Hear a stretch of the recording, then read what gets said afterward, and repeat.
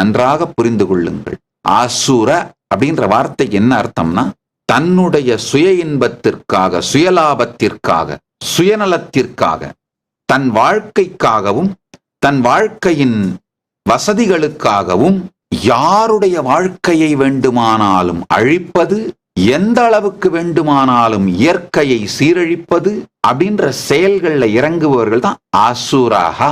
அசுர அப்படின்ற வார்த்தைக்கு அதான் அர்த்தம். இந்த அசுரத்தன்மை நிறைந்த அரக்கர்கள் பூமியை அழித்தே ஆக வேண்டும், இயற்கையை அழித்தே ஆக வேண்டும் என்று நினைப்பவர்கள் அந்த இடத்திலிருந்து, பூர்வ குடிமக்கள் எங்களுக்கு அளித்த இடத்திலிருந்து நாங்கள் பாதுகாத்து கொண்டிருந்த அந்த இயற்கை காடுகள், இயற்கையை எவ்வாறு இருந்ததோ அவ்வாறே பாதுகாத்து கொண்டிருந்த, நாங்கள் சமூக சேவைகள் செய்து கொண்டிருந்த இடத்திலிருந்து எங்களை விரட்டினார்கள், சட்டவிரோதமாக விரட்டினார்கள். ஆனால் நீதிமன்றத்தில் நாங்கள் வெற்றி பெற்று மீண்டும் அந்த இடங்களில் நாங்களே இருக்கின்றோம். அந்த சேவைகள் தொடர்ந்து நிகழ்கின்றன. இது யாராலும் தடுக்க முடியாது.